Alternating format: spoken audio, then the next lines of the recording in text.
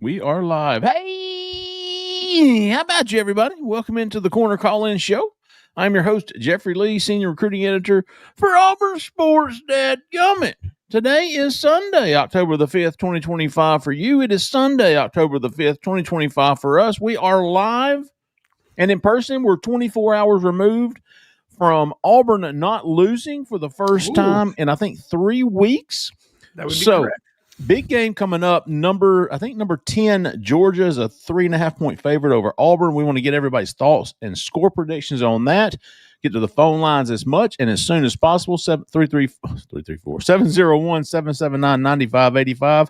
We're going to address your comments, answer any questions you might have, and here to do it with me, as they always are, 100% of the time. When I turn on my computer, my monitor shows me their faces. They're freaking here.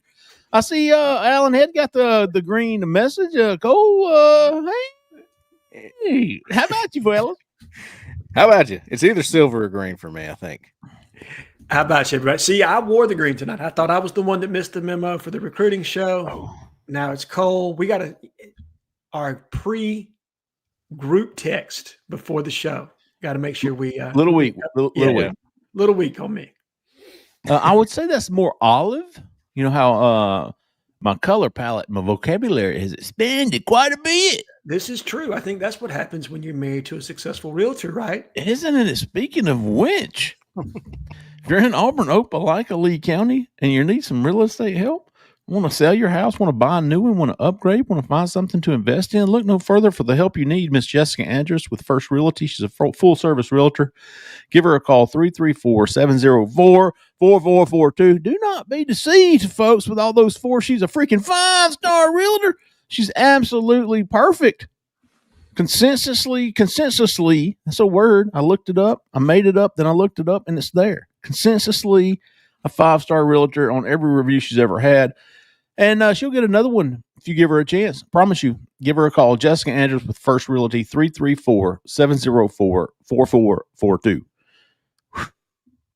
All right, then, boys. You know what I want to hear from? I want to hear from Kevin from Wilmer, Alabama tonight. Yes. Yeah. I haven't heard from him in a couple of weeks, or Wanda. Somebody call in and let us know how Kevin's doing. And he's probably taking the last 2 weeks hard, but hey, you know what I noticed today in the AP ranking? What's that? The number 5 and number 6 team. It's hard to miss, right? Number 5 and number 6 teams. I'm just saying. No, I'm just kidding. I mean, I'm just stating facts here. I think Oklahoma or Texas A&M is number 5. Oklahoma is number 6. But I understand the frustration with Auburn going 0-2 against those teams on the road. But big chance to turn it around this week or next week. Well, it's Sunday, so it's actually this week. Against number 10, Georgia. Georgia, like I said, is a 3.5-point favorite. They took care of business with at Kentucky, or no, they were at home. It was at home. It was homecoming for Georgia against Kentucky, a flailing Kentucky team. But you know, Georgia has some holes, guys. They're not the Georgia of old. Their offensive line is mediocre. I think they took another hit with an injured starter. They're a little banged up across the front. So, going into this game, fellas, just to kind of get the show started for Georgia week. I love this game. Love this game. As you should, right? Like, as an Auburn fan, this game and the Iron Bowl are the two you look forward to every year, right? It's how you define yourself. Sure. This is one of your two biggest rivals. And for me, there's the added layer to this now, right? We're going to find out how this staff deals with pressure, because I think that this is probably the most pressure that this staff has felt since they've been here. I know it's got to be the most pressure that Hugh Freeze has felt since he's been here. So is he going to respond the way that Billy Napier in Florida did this past weekend in Texas? You know what I mean? A caged animal is going to eat its leg off to pry itself loose before it's going to go down, right? Is he going to have that kind of response? Or is it going to be more of what we saw against Texas A&M, where the offense is kind of flailing, they're searching, and there's nothing that they're really building upon of a progressive nature within the offense? So go ahead. But to your point on Georgia, I'm with you. And I've been saying this for 3 weeks. I thought that Georgia was the most gettable game out of these three. I think Vegas reflects what we all think in that this game is gettable The question is, can they do it? There's been so many one-loss games, right? So many one possession, one score games where Auburn has come up short and not been able to capitalize in crucial moments in the game. So it's going to be interesting, man. I mean, it is the kind of week that can be a turning point either which way. 6:30 p.m. kickoff. I think Oklahoma was a 7-point favorite. A&M was 6.5. So Vegas agrees with Alan Head in that this is the most winnable of the three. Cole, your thoughts going into this week, man? How do you feel about this team, where they are, the off week? Will it affect Auburn? What you saw from Georgia on Saturday, and can Auburn do this? Did y'all lose me? You're good now. I just reeled off the best question I've ever asked. I know. I thought it was just the laziest curve I've ever seen, man. I figured he was going to crush that. Just hung that curveball right there, big dog. Yeah. Golly. It must be raining in it. It must be raining. Clear skies. Couldn't be clearer. Rain. I mean, the train coming through, nothing. Nope, no train. Not yet. Oh, got him again. Well, he'll be back in just a second. Man, I tell you, I'm not ready, Alan, to pick Auburn in the upset, and I don't know that I will be. Cole, go ahead and give us your thoughts on this game. We'll come back. Yeah, what's crazy is it was perfect for my hour-long film room the other day, which I was about to say. I walk away from that film room feeling worse about Auburn than I think I have in my 4 years covering this team. Just to be honest, I hate to be that guy. However, I will say this. Auburn is at home, and that by itself is going to take away your snap count problem.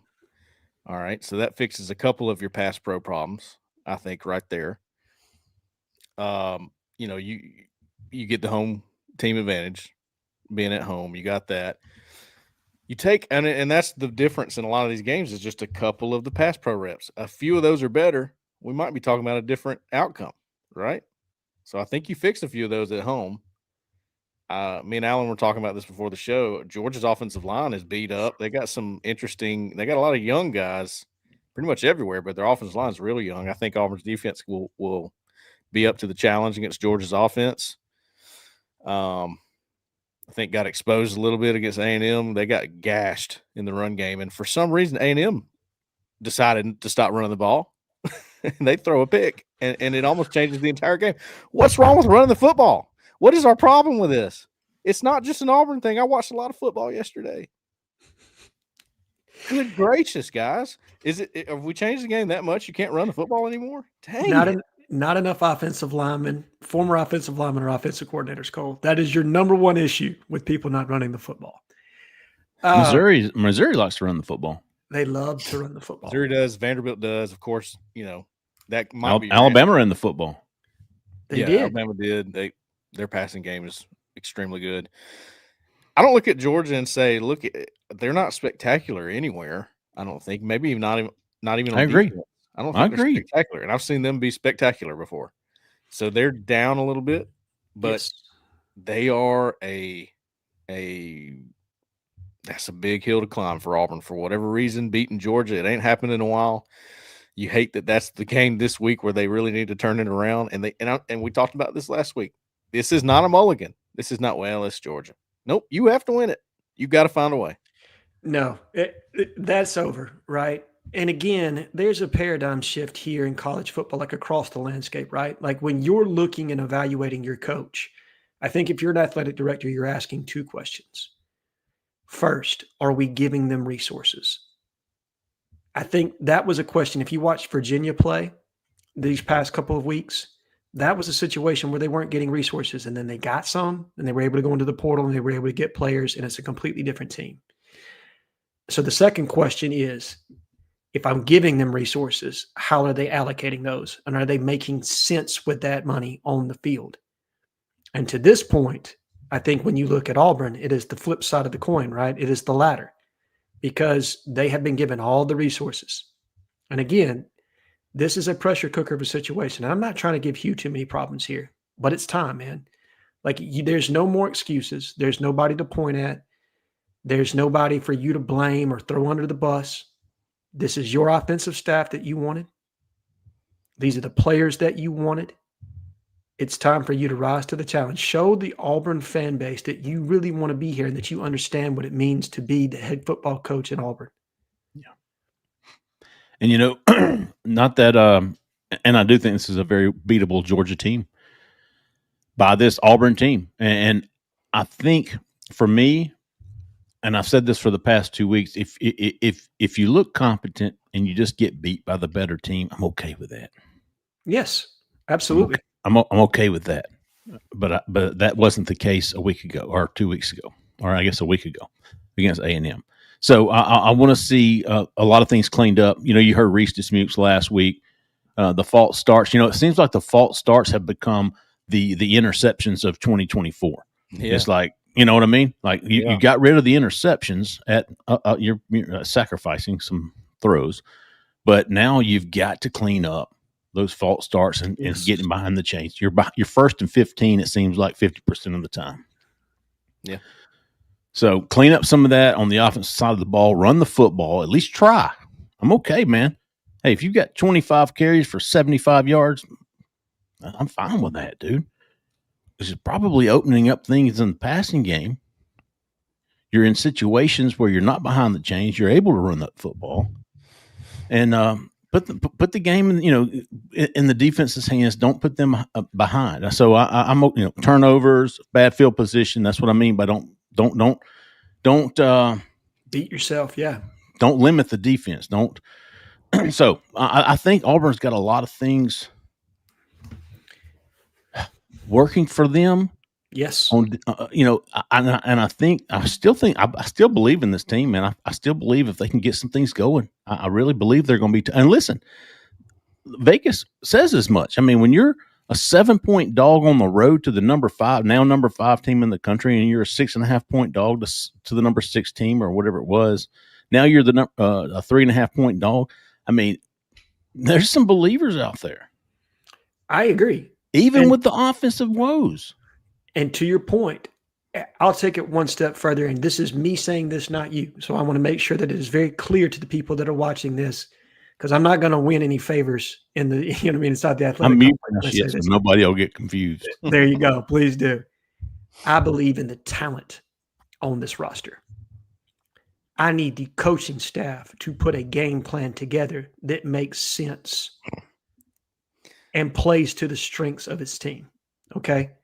That is where I fade. And when we talk about when I predicted 7-5 to start the season, it was because I was fading the coaching staff, not because of what I believe the talent base is on the roster.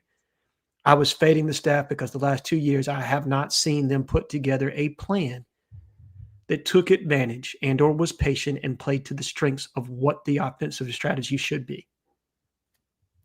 Full stop. Full stop. Yeah, and I want to say before we get to calls too, okay. Man, I was negative opening this thing up, and I am right now. I have just a bad taste in my mouth with what they put on the field as far as an offensive product because I've seen it, and I'm tired of seeing it. And it's supposed to be different. It's supposed to be better. It's supposed to be different. We're supposed to see something different. It's the same issues we saw last year with different people. That was what we always wondered if it were going to be the case. And now we're seeing it. Can they fix it? Sure. Will they? I don't know. That's the question. Now, can they beat Georgia? Yes. They got enough. I think they had enough to beat Oklahoma. I think they had enough to beat Texas A&M. They're not getting it done. Why? Because, well, I think we all see it. Can they do it this week? I don't have any confidence in it, but it certainly can happen. Yes. If they fix a few things. And I just mean a couple of tweaks. Just a couple of tweaks. Well said, Cole. Mm-hmm. I agree. I mean, everything Cole said, I agree that they can absolutely win this game. And you just have to improve on a couple of little things. Yes. Just improve. Well, I mean, think about, and we talked about this, and I do kind of understand some of the play calling from this standpoint in the A&M game. When you're consistently behind the chains because you get a false start penalty, like you talked about, Jeffrey, or there's an untimely holding penalty, and your starting position is average, like 1st and 15, you're going to call more passing plays. That's just how it works, right? So again, if you're ahead of the chains, you're able to run the football and able to use tempo, I think Auburn is able to stay in this game, if not win this game. Like, Auburn has weapons on the outside I don't think Georgia can match up with. You know what I mean? They're going to put a bracket on Cam Coleman. There's no question about it, right? They're going to roll covers to his side, and whether they're going to run cloud in the back end or they're going to run match quarters, whatever they're going to do. Okay? But you still got Eric Singleton matched up one-on-one on the other side. Don't tell me that they're not smart enough to be able to get him into some man-beating routes and or get him across the middle matched up with somebody that he can't absolutely roast and put into a blender and take it to the house. Okay? Like, that's there for them. The question is, will they do it? And I don't know. Did you notice in the Vandy Alabama game on Saturday, Alabama was coming up the middle. They're putting a lot of heat on Diego Pavia, and Vanderbilt started rolling the pocket. They were rolling him out, buying him a couple more seconds. And I thought, man, that's something we haven't seen a lot of from Auburn. You see Jackson stand, up in the pocket. And sometimes, most of the time, hell, he's got, 3 to 4 seconds to get rid of it. He just can't. I don't know if he operates. There are quarterbacks that operate better on the run. You don't want him to be that guy, but I'm trying to, you're talking about smart enough to get Eric Singleton open, smart enough to get him, Cam Coleman more targets. Is that one way? Roll in the pocket? They did it a little bit, Jeffrey, against Did they? Texas A&M. I think I have 3 or 4 charted sprint passes. How'd it turn out? I don't think any of them hit. 0 for 4. Yeah, I don't know. I'd have to go back and look. It wasn't anything crazy. I mean, they didn't hit them much. So, they didn't hit much on that either. So it wasn't a huge difference. Yeah, they had one on the first drive of the game. So I think it was part of the game plan rather than, hey, we're getting killed. Let's throw this in there. Right. They tried to make an adjustment there. Okay, you can see that. But what's killing them, and we can't get into it too much, it's really technical. But it's the slide protection. I went over it in the film room where they're calling it, and they're not even doing it right. They're not even accounting for the right guys. They're leaving the B gap wide open, A gap. And that's where I really feel for Jackson Arnold when he starts getting all the criticism. He's got no chance when you do that. You're taking a play away from him 100% when you do that. I agree. And I don't want to put it all on the offensive line, though, because there are times where Jackson does have time and he has a cutting the football loose issue. So it's like it's layered and compounded, right? It's not just one or the other. It's both of these things happening simultaneously at the same time. Trigger scared. Yeah, and if it's him, because a lot of times quarterback checks to a slide protection if they feel like they need it. Right. And if it's him doing that, he's just doing it because he's being told to do it.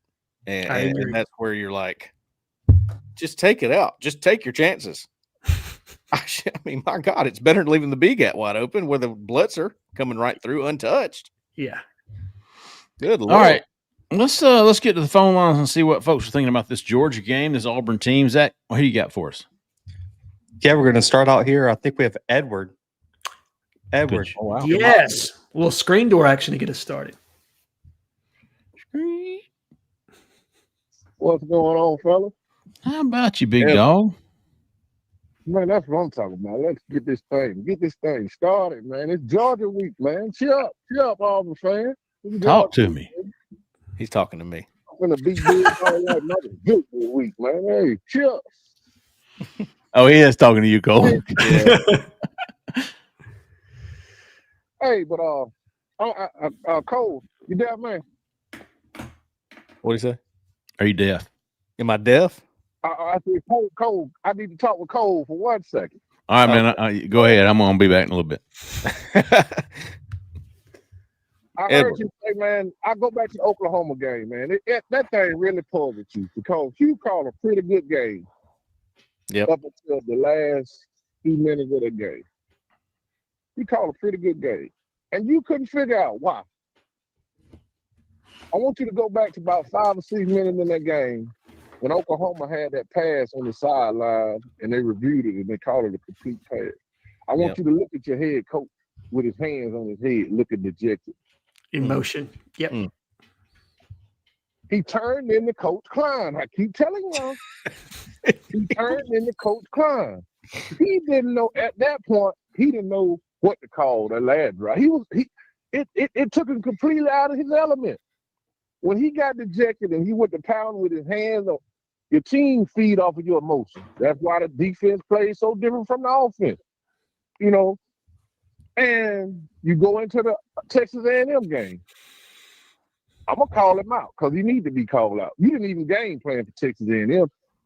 You went into Texas A&M with the same game plan you had for Oklahoma because you thought, because how Texas A&M played Cam Coleman last year, you know, they singing him up last year. You thought you had that same opportunity last week. You didn't think about the fact that they were struggling to run the ball or stop the run. You know, you go into the game and your running back don't get a carry until middle ways of the second quarter. And that was a recipe for disaster. That was just bad on you, Hugh. That was just bad. But Cole, when me and you, Christian Clemente, and Jason Caldwell were talking at the Southside game last year, I want to remind you of something I told you. I said, Cole, I think Auburn will be better off going back to being Auburn. They need to mellow with Hugh a little bit. They need to make Hugh force his hand and make him hire offensive coordinator. I said that last November. Yeah. Make him hire offensive coordinator. Caldwell said, nope, he was hired to be an offensive minded head coach and call plays. Let him do it. And if he can't do it, get rid of him. Now, for some odd reason, they were finna do something that I never do. I'm going to guarantee you a win Saturday night against Georgia. I done seen enough of the team to know there ain't no bad football team. I don't know why I just did that. I'm probably going to look like a damn fool. But it's just something about Georgia. I'm not. Auburn should be undefeated right now, man. Me being in Jordan Hare, get my crowd into the game. I done retired the legendary number 2. That's a recipe for success. And they don't have to do a whole lot offense. But if Jackson Arnold not going to throw the ball, that's one of your biggest problems on offense right now. It's not play calling has been terrible, but it's been a hell of a lot of touchdowns and plays and first down on the field, but your quarterback just hold on to the ball, man. He got to throw the ball. He ain't going to throw the ball. You got to move on to Ashton Daniels. I believe that's a guy that's getting overlooked. That guy went to Stanford. He's a pretty smart guy, so I believe he can comprehend the playbook. But if Jackson Arnold won't throw the ball, we don't stand a chance. You can't wait till the guy coming open. That's his problem. He want to see it open before he throw the ball. We ain't gonna never beat nobody like that. But I believe they're gonna have a game plan this week for some reason that gonna allow us to get a win in Jordan Hare. I really believe it. Wow. I hope there are 85,000 people there that have the same belief system as you ever, because that's going to be worth at least a field goal. Yeah. He got to win. He got his back against the wall. Nothing shows a man's character until his back against the wall. And I want to say this, and I'm going to get off the line. Right now, what's the one thing all of us heard when we first started playing sports? And all of us heard this one saying, is no I in team. Yes, right sir. now, he is being the I in team. I believe this team will be better served if he just went on and let Darren Nix call plays. I really do. Or Kent Austin. But right now, you can't have a defense playing this way and you the head coach and the primary offensive play caller, but your offense is struggling in the manner. That's just a bad look. Like, man, what are we really paying you for? You know, we know you can get some talent, but it's gonna come to a point where you're not gonna continue to keep a Cam Coleman or a Perry Thompson, or you know, you look at a guy like Amari, man, this guy bleed orange and blue. And for you to misuse him in the way that you misusing this guy, the guy that stayed, he could have left when Harsin left. You know, he could have transferred. He didn't want to sit behind Jarquez, but he stayed there. And what you're doing is criminal. It's criminal what you're doing, man. Don't be the I in team, Hugh. Don't you be the reason your team lost. Derek been up on the lane for a couple of years. That's how I know he ain't got no influence in the offense, because you don't see none of the Lane Kiffin stuff. You don't see none of the old type of routes or none of the old miss. It's all Hugh. Man, get a playbook up if you want the job. Because them folks gonna fire you if you don't get it done this year. And Edward out, man. Hey, I remember the conversation with Edward that night very clearly, and he did say that, and I'll give him credit. You notice all the people that are up in arms about wanting Hugh Freeze fired right now, they're not talking about the powers that be as much right now, are they? Mm-mm. And why would that be? Well, because I think we all think Hugh Freeze has been given everything he needs to succeed right now. For sure. So that powers that be argument that was always there in all these coaching issues, it's just not really there right now. Even if it is, it's not hitting very hard. I think he's been given everything he needs. And, so Edward made the comment, if they meddled more, maybe it'd be different. Maybe they need to go back to the way it was. No, I mean, again, I don't want to spin people up, and I don't want to make a disingenuous argument. But I think if you are a fan of Auburn and you've watched the last 4.5 plus years of football, yeah, it's been really difficult to stomach, right? And I think this fan base is very much starved for a team that's going to show up and play up to the standard that is Auburn football, right? Like they just want to see it on a consistent basis. And Hugh has an opportunity to do it starting this Saturday. And again, it's just on him. There's nobody else that you can put this on at this point. It's all you. And what are you going to be able to do now that you're backed into a corner? And that is the question, right? Like, how are they going to respond to the adversity that's been created from the front part of the schedule? Good stuff, Edward. Appreciate you calling in, big dog. 0928. You're live. Who we talking to? Where are you calling from? Kevin from Wilmer, Alabama. Hey, Whoa! Come screaming in here. How about you, big dog? Where you been, man? I've been in North Alabama. Well, Kevin, Auburn is 0-2 with you at North Alabama, and your phone reception sounds fantastic. This is the way you make a re-entrance right here, folks. No doubt. How you feeling, Hey. Kevin? Hey, Jeffrey Lee. Hey, Kevin from Wilmer, Alabama. My high school team is 6-0 right now. Fairview? Fairview's killing it. Yeah, Man. we beat Russellville 35-28. Oh! They were undefeated last year for a long time. My minor Tigers took their first set back on Friday night, Kevin. Mm. Freaking Mortimer Jordan. And I think Auburn will beat Georgia with Cam Coleman scoring touchdowns right and left. Oh. Big game from Cam coming up as they retire the Cam jersey. Cam Newton. Yeah. Kevin, I really feel like this is a Kevin from Wilmer, Alabama type game. I agree. I said something about Edward, but Jordan Hare needs 85,000 Kevin from Wilmer, Alabama in the crowd Saturday night. Hopefully I get to go. I don't know yet. I might find out Friday if I'm going. Well, Man, if you don't, you make enough noise from Wilmer, Alabama so that we all hear you. Yeah, the Fairview head coach introduced me as a legend Oh, Did he really? at the Heck people yeah. rally. I got it on Messenger. Kevin, that's That's awesome. great, man. you are. We are in the For presence so many of a reasons, legend. too. For so many reasons, I'm sure. How's your mom doing, Kevin? She's doing better now. Good.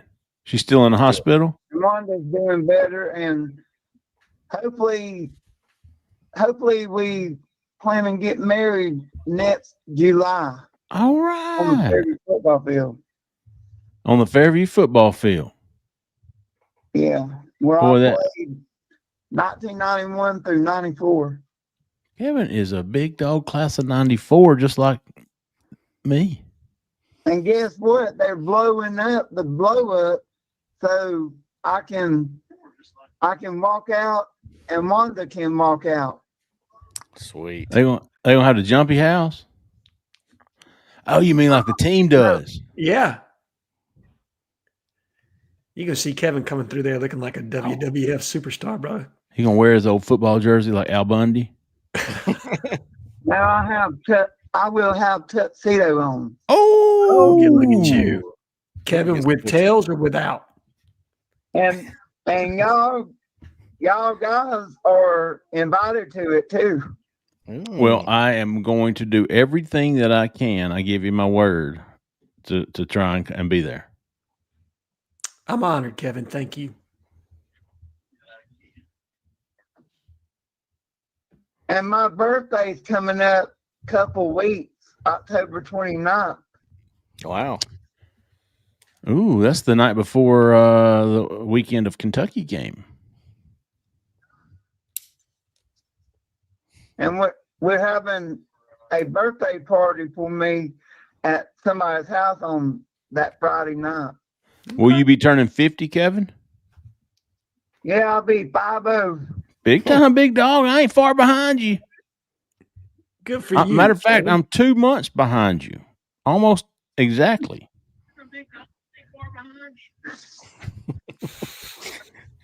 I sound awful. Yeah, hey, And I think Perry Thompson will step up too. I think I'd like to see that, big dog. Got a chance. He's got a chance. I think And Cole, run the ball. run The ball. There we go, Kevin. Run the damn ball. Got to do it, man. You got to. Kevin, you have made the show. Later, War Eagle. Appreciate you, Kevin. War Damn Eagle, buddy. Thank you for calling in. We missed you. Hope everything, well, it sounds like everything's going well, man. And Great call. hope to hear you back next Sunday talking about Auburn's big win over Georgia. Would love to hear Kevin's analysis of a Georgia win. I agree. That'd be great. 1295. You're live. Who we talking to? Where you calling from? Yes, this is Ken from Anniston, Alabama. Hey, how about you, Ken? Calhoun County. How y'all doing? I was up in Wedowee today. Were you really? What? Good fishing up in Wedowee.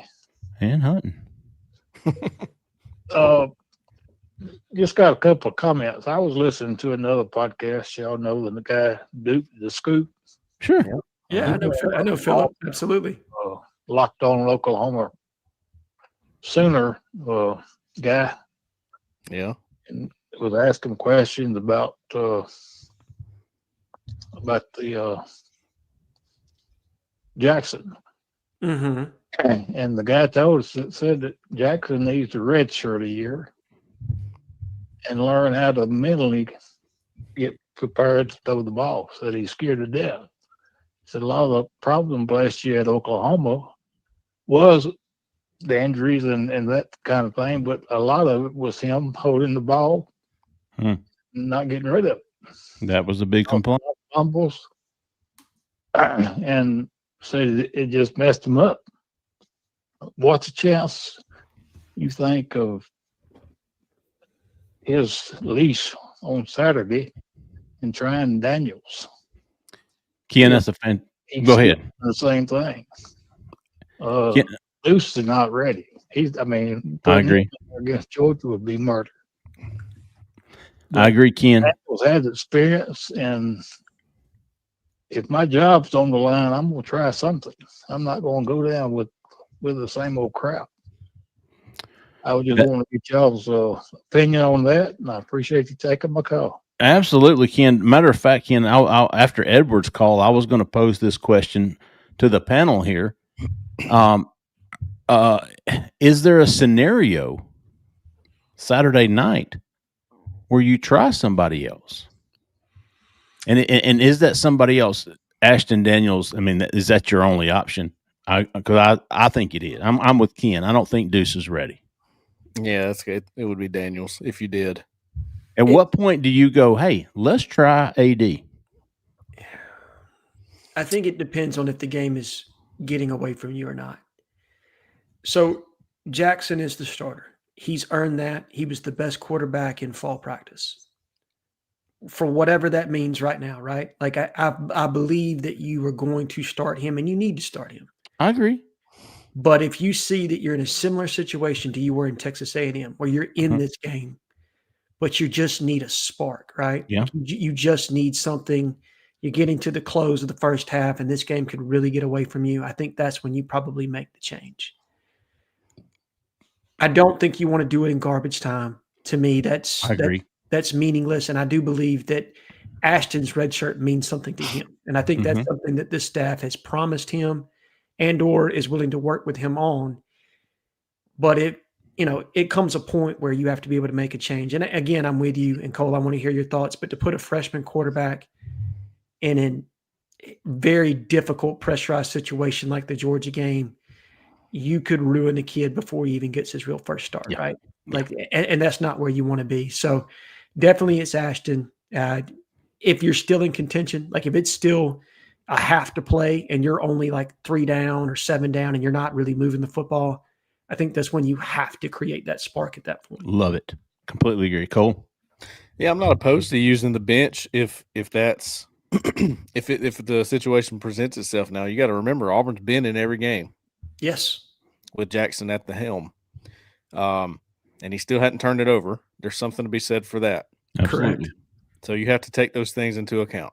All right. So you ask yourself, what if with all the problems they've had, he was also having turnover problems? You're not in those games, I don't think. Right. All right. So you're looking at it that way. I think you've also got to use him in the running game. That is where everything okay? I have no idea. I'm about to find out. Use him in the running game. Use him in the running game. I think you got to do that. I think you're doing him a disservice when you're not doing that so much.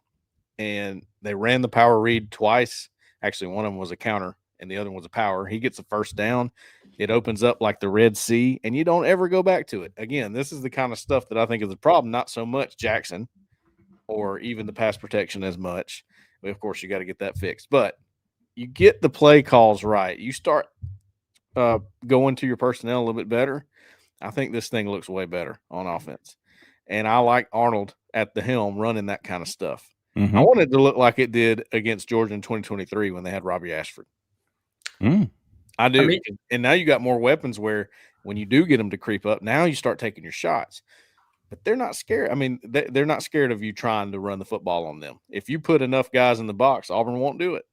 All right. They're scared of it.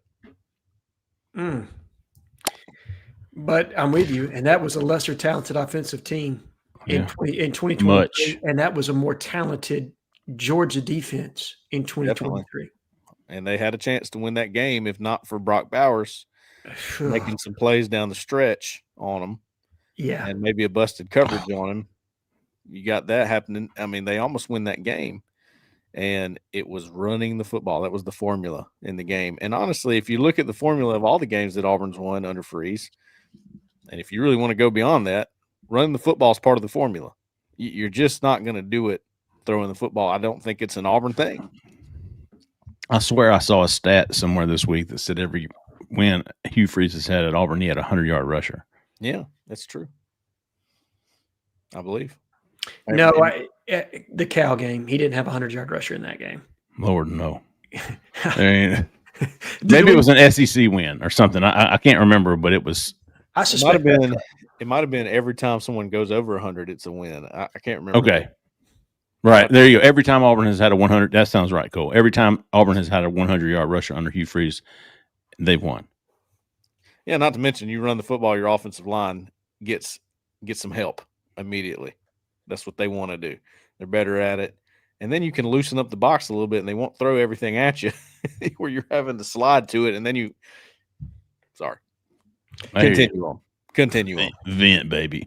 But I think Ken's got it's a legitimate question, Ken, because I was thinking the same. And listen, I'm not there yet.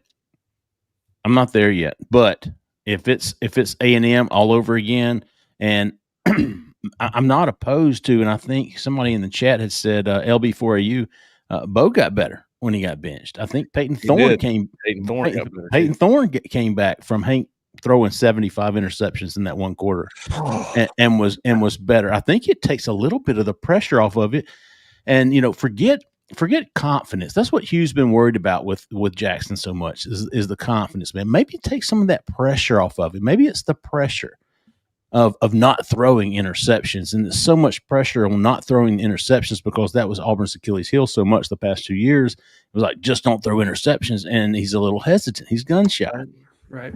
And so maybe you take him out, take some of the pressure off of him. Let Ashton Daniels run a couple of series. You've got 4 games with him if you need him before he redshirts. So I'm not opposed to it, man. Now, I am opposed to, and Cole will absolutely back this up, a Tim Tebow, freaking Chris Leak type situation. Yeah, I'm opposed to that too. Is that the only time in the history of college football where it's worked at that level? And I still hated it. I mean, right. I mean, they won a national championship doing it, right? You can't hate on Urban, right? I'm gonna pull a crazy one on you. I think LSU did it with who were the 2 quarterbacks? Jordan Jefferson, and then they had another kid they rotated with. Jarrett Lee. Yeah.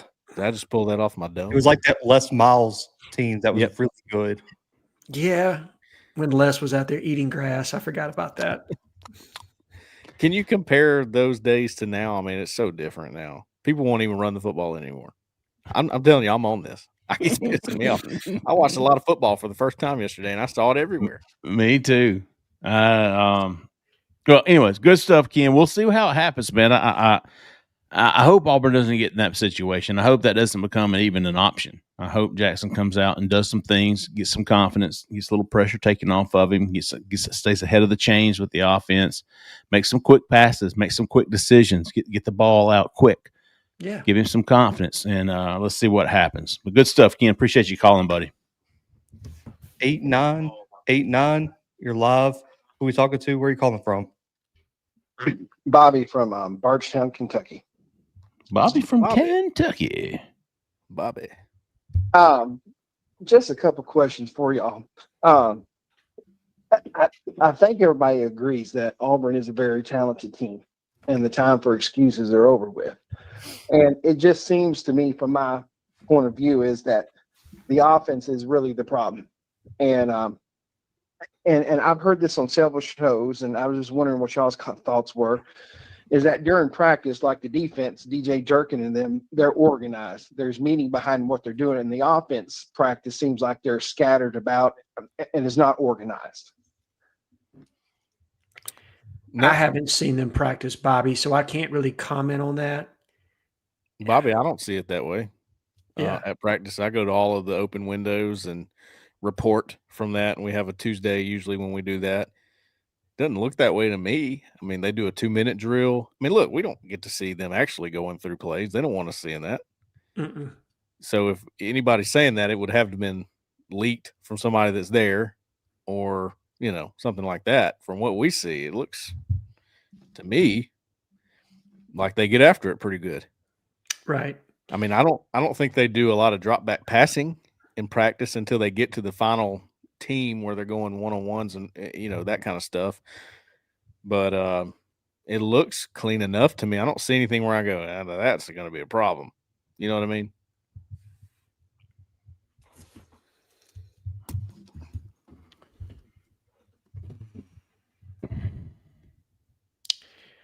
Bobby, I mean, I know you're probably looking for why, right? We're all kind of searching for that, right? Sure. Like, can we point to one thing that's happening that's the cause of Auburn not being productive on the offensive side? And that's just kind of the society we live in, right? Like, we want to determine causation.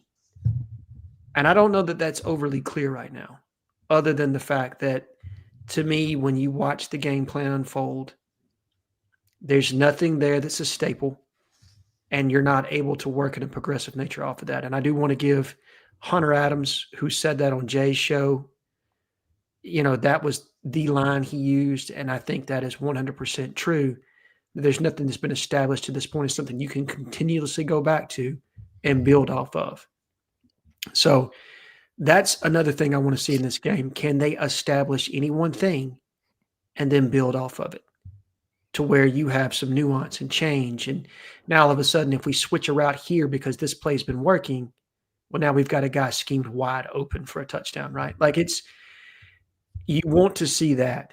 And I don't know that it's any one thing with practice habits or whether Freeze is distracted because of the, many duties that he has as a head coach, and he's not necessarily in the offensive game planning room, and then he's calling plays on Saturdays. Like there's a lot of different layers to this. Yeah. So what I would tell you is it's not any one thing. It's probably a lot of things that have compounded itself to get you to the point that you were at against A&M. And let's just see if they've gotten that resolved over a bye week. Well, one thing is they don't throw penalties in practice, and you have that in the game, and they're getting a lot of them. They're stacking them up to where they're behind the chains, and now they're having to change their game plan a little bit because you're in 3rd and 27 or 2nd and 24. You can't live in that scenario. Again, what's wrong with a handoff that gets 2 or 3 yards? Now you're ahead of the chains. Maybe you don't get a penalty on that. Maybe you're not trying to pass protect too much. Understand what's going on and go against it. Does that make sense? Get away from it. Okay, that's a problem. We're getting away from it now. Leave it. If that's causing us problems, we got to stop. You know what I mean? That's where you're like, okay, Oklahoma game, you had the same issue with the snap count. You go into A&M and you don't fix it. And I get it. Maybe they don't want to add too much on them because they felt like doing that last year was a problem, and it was at times. But dang it, you got to have an option if things get bad. And it just seems like from a preparedness standpoint, they weren't ready for those two for whatever reason. Why? I don't really know the why either, but I understand why you would question that. Sure. We got 2 last callers here. I believe this is Darren. Darren, you're live, man. What's happening, fellas? I'll take Lance crackers because they get a lot of protein. I love peanut butter. Okay, then. Question. That was it. Always, Darren. Darren. Yes, always. I knew I could count. I knew I could count Jay Lee because I know he's going when he's fishing for them big old 9-pound bass. He's going to have peanut butter crackers. Or buying a sausage. I'm counting the big deer and turkey behind him. Hey, I'm not going to be a fan tonight. I'm going to ask y'all a couple of questions. And y'all ain't going to like me for this tonight. Set my ass in the Oklahoma stands, and it was 115 degrees. No humidity, though. Being from Destin, didn't feel that hot to me. Who lost the game at Oklahoma? Offense or defense? That's all 3 of y'all. Offense. For sure. I think offense at the end of the day. Although, go ahead, Darren. No, you come on with it because I got off. Jay Lee ain't said nothing. I got 2 offenses. Jay Lee wants to say you, sir. Oh, offense, no doubt about it. Me and Jay Lee both off. Look, if you have the ball with 5 minutes left to go in the game, and you have to it's a 5-minute drive, and you choke. It's the offense. And when your defense holds, you choke. You're at Oklahoma and you score with 6-7 minutes left in the game, and you're at their house to take the lead, and you're gonna blame them? Yeah, I am. Come on, guys. Come on, guys. No, Jackson Arnold marched down that field. You need a defensive stop. That's all you needed. Dude, you needed one touchdown to beat Texas A&M. You needed one touchdown to beat Texas A&M. You needed one touchdown to beat Texas A&M. Who do you take as quarterback? Couldn't do it. Blake Shapen, C.J. Carr, or Jackson Arnold against Texas A&M? C.J. Carr. Loss. C.J. Carr. I mean, look at the performance that he had. Loss. To what? All 3 of them lost. What are you smoking? All 3 lost. You can say the performance was whatever you want to be. L is an L. Whether you ran. Hey, we had a guy at Baylor run 400 yards of offense against our defense, and what did he get? A loss. Sawyer Robertson, right? I knew I was going to be popular tonight, guys, but I'm telling you. You're telling me that all Auburn's offense had to do was score one touchdown against Texas A&M, and they couldn't even score one touchdown. I'm not giving them the touchdown that Xavier Atkins gave them. Notre Dame scored, 4? And they lost. Darren, Auburn's offense couldn't score one. Yeah, Darren, I listen. I understand the point you're trying to make. I don't. About critical downs in the defense, not necessarily maybe stepping forward. But to me, at the end of the day, an offense that is coordinated by your head coach, that is supposed to be someone that thrives in a situation where you get an opportunity to score points, could not score 24 points in a game. I'm not talking about you needed 30 or 32 or 38, 24 points. That is what Hugh Freeze needed to score to win that game.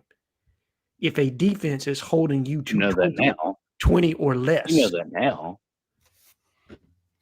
Right? You know that now. But let me tell you, sitting in the stands, when we scored in the fourth quarter with 7 minutes left, and I'm an Auburn fan, dude, I thought we won the game. Our defense is shutting their ass down. I'm sitting there. Look, I got a picture I can see you. I'm the only white dot in all the sea of red. Fellas, it's different when you spend thousands of dollars to do this stuff than sitting at home watching TV. My expectations are different. I expect us to win because of whatever that is. I don't know. Because you have a really, really good defense. We did. We played really, y'all. We've got a championship-like defense. I don't feel like, and then I go and look at Blake Shapen and Mississippi State. What did they do this? I thought he was a better quarterback than Jackson Arnold, didn't y'all? I think the talent on Mississippi State's team is not as good as Auburn's, Darren. If you put Blake Shapen in Auburn's offense, maybe it's different, maybe it's not. Again, I think there's more issues than just the quarterback at Auburn. And I've said that continuously. Yeah, I do too. I think it's coaching. I think it's the play calling. And I won't get away from that because it seems like our offensive line is really a really good run block, not as good as a pass block. And we need to utilize that a little more than 8 times against the Texas A&M that is at that time was 77th in the league in run protection. So what are we doing? I'm not saying it's right. I just want y'all to know that if your offense gives you something and you blame the offense and you say, well, you had 5 minutes, y'all, you don't understand where that stadium went from where we were behind and we took the lead and it shut the hell up in there to the point of we had 3 sacks because we're on the 2-yard line because some idiot makes another special teams blunder. Y'all, it matters. You're not in there. None of you 3 were in there to understand that. I may be wrong, but I don't think any of y'all 3 were there. No, you're right about that, Darren. Live in there is totally different than you watching it on TV, fellas. Totally. Call whatever you want to, and I'm gonna hang up on that one. But I'm just telling you, you blame a lot of things, but I'm gonna tell you what, these hostile environments, what Auburn football has endured, Baylor, Oklahoma, Texas A&M, is not for the queasy. It's not. And Georgia's gonna find out. They pissed off the commissioner last year about their schedule. Well, you now get Auburn at night at 6:30, 7:30, 8:30 at night. Find out what that feels like since 2013. Love y'all. Great crew and enjoy it. Y'all have a good night. You too, Darren. And this is something he and I agree on in the sense that there are so many difficult venues in the SEC that you have to go play. I do believe that fan expectation of what a good year is going to have to change, especially with them going to a 9th conference game. Mm-hmm.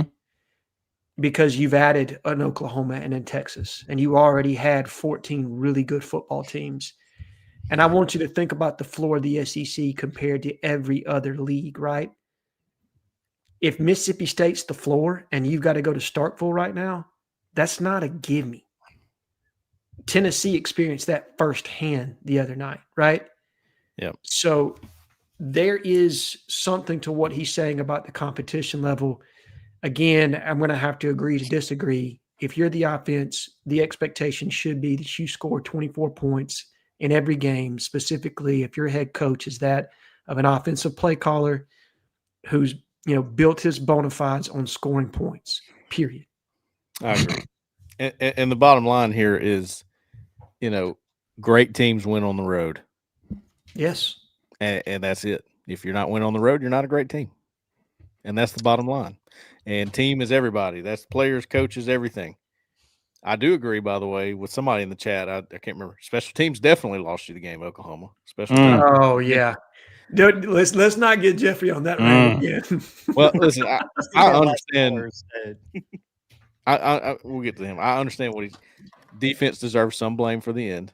Yes. Sure. Because they got shredded by material. And they have a tendency to get shredded, by the way, this defense.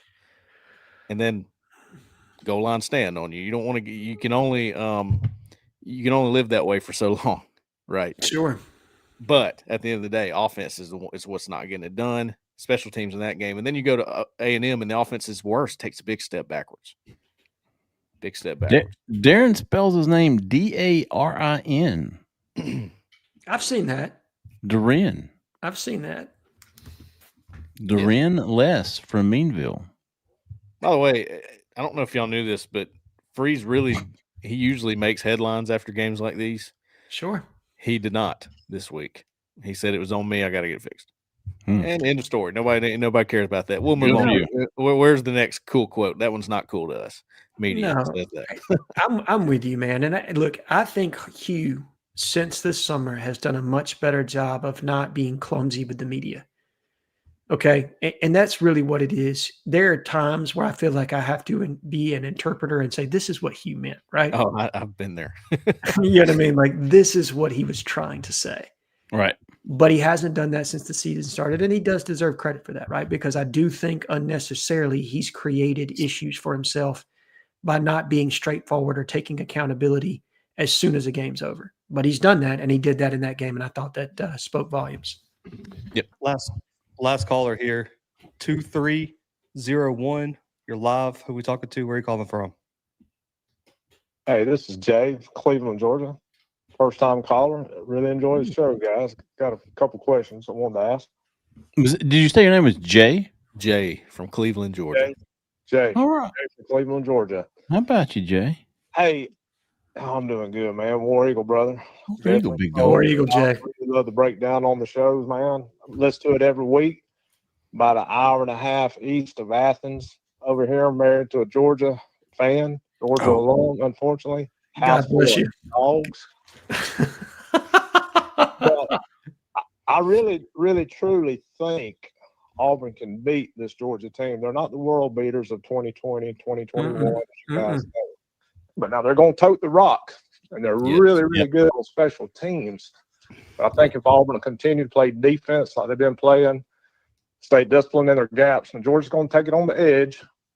Auburn's got to stay disciplined on the edge as well. Stockton will probably throw it 15 to 20 times. They love to go to the tight end. He'll go deep a couple times. But what do you guys think we're going to do on the offense during this bye week? Do you think you made any changes? I know Georgia's really good at stopping the run. We're just not going to be able to, drive it down their throat. But like you said earlier, Jeffrey, if we can just get 75 yards, it'll open everything else up, man. Good stuff, Jay. Appreciate you calling in, guys. Are you expecting some changes? You have to. I think largely what happens in bye weeks, and I want Cole to speak to this because Cole's actually got experience as a coach at the collegiate level, right? So there's a lot of self-scout on bye week and a lot of going back to trying to establish base concepts within the offense and get good at what we do. Now, offensively, while you're not necessarily practicing maybe some of those changes, hopefully the coaching staff is doing a massive self-evaluation and trying to break tendency, because that is the biggest thing. That the book is out right now on Jackson Arnold and the entire offense. They know what you want to do. They know what you want to get to. They know you want Cam Coleman one-on-one down the sideline. And what you saw in Mike Elko's game plan was a bunch of cat and mouse to be able to create that bracket coverage any which way he wanted. And they were changing post-snap picture a lot, giving them something pre-snap, changing it post-snap. Auburn's got to be able to have a counter to that. And I think some of that needs to be how you're positioning your wide receivers as far as, can you put the best guy in the slot to create a favorable matchup? Can you move Cam Coleman around, or is he strictly an outside guy? Like, there needs to be some level of change within the offense to be able to free up your best playmaker. And then it's, what kind of quick game can you introduce? If you're not going to have a run game, how can you subsidize it? Can you give some more variance to the routes that you've been utilizing? And what does Jackson like best, right? What is he most comfortable doing? Because again, Jeffrey, you said it to start with, you've got to build confidence with him early in the game, because I think you saw that at Baylor. He needed a couple runs to get himself started, right? Like, it's after he got hit that first time and he had some success on the ground, it's like, okay, I can do this. Mm-hmm. I can do this. I know how to do this. And for whatever reason, it's been slow start after slow start every game. Have we had a successful first drive, or have they all been 3 and outs to start the game? I don't think Auburn has had a successful opening drive this season. I don't think so. So can you script an opening drive where you at least take it down for 3 points, right? At least get a first down. I think they've been 3 and out, dude. Again, meaningful opponents. They've been Baylor, A&M, Oklahoma, all 3 games, 3 and out, and they were ugly. I don't know that they gained a total of 7 yards with all 3 of the opening drives. Right. They might have even been negative. So can we script and scheme better? And then, look, I know that I need to make this a PG show because we got kids that listen to it, but damn, can special teams be clean all game long? And I apologize for the people whose kids do watch this show. I was trying not to curse tonight, but just thinking about how it's been just self-inflicted wound after self-inflicted wound on special teams. Yeah. And look, I know Chad Lunsford is a good football coach. It can't be just him. This has to be a greater issue, you know what I mean, as far as how maybe the seriousness that's put on it. I don't know.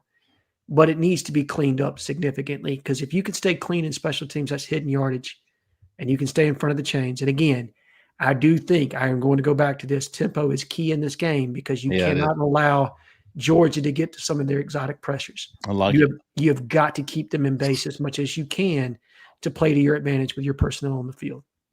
Cole, final thoughts on this game? Yeah, because I feared that something like this could happen in this season again, with the same offensive staff in place.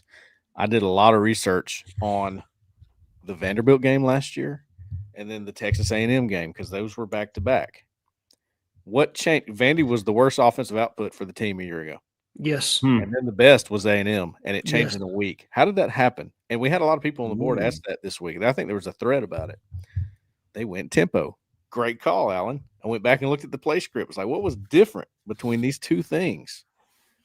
Now, the one thing that I think should worry you, like, there's something that you should like to hear and something that should worry you from Freeze.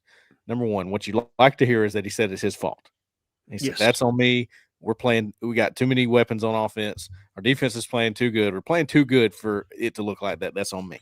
Okay, you love hearing that. That means there are probably going to be changes. What you don't want to hear so much, man, we're close. We're close. You don't want to hear that anymore, because anymore. It doesn't look like it. Yeah. It sure doesn't look like you're close to me.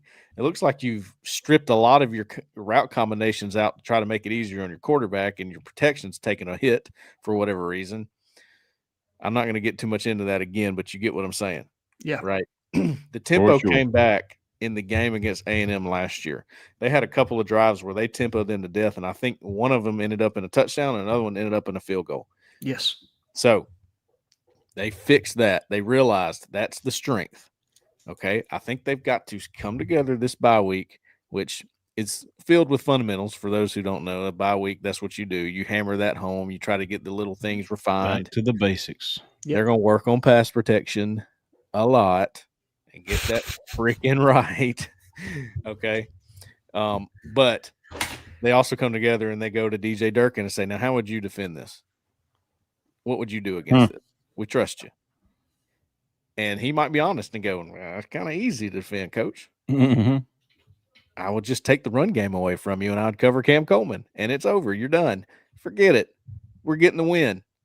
right? So this is the kind of thing they do in the bye week. And I think that's taking place. I think they've absolutely done that. They'll figure some things out from that. I think they'll look at the game again from 2023, and they'll take some things from it. I think we'll see the power read more. I think they will try to play with Georgia's front seven and tell them, or at least I hope, you guys can't dictate us. We're going to try our game here. We're going to do what we think we're best at. And if it don't work at the end of the day, we tried it. Yeah. Well, we're going to see, man. We're going to know a lot more about this team a week from tonight. We obviously will be back next next Sunday night, 6:30, hopefully talking about a big Auburn upset over Georgia. We'll also be talking. It's going to be a big recruiting weekend this weekend as well. There's going to be some official visitors coming in. There's going to be a lot of unofficial visitors, 5 stars galore.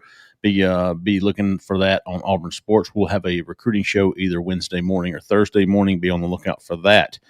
All right, that's going to do it for us tonight. Don't forget, if you're looking for a new house, Auburn, Opelika, Lee County, look no further for the help you need. Miss Jessica Andrews with First Realty. She is a full-service realtor and a 5-star realtor. Give her a call, 334-704-4442.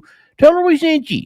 All right, folks, that's going to do it, man. Thank you so much for listening and watching and calling in. We appreciate everybody. Glad to see Kevin back, get Edward back. A lot of good phone calls tonight, a lot of good insight. We appreciate everybody. For Cole, for Alan, for Zach in the back, who stayed in the back, I'm Jeffrey Lee, man. Y'all stay out of that left lane. See ya.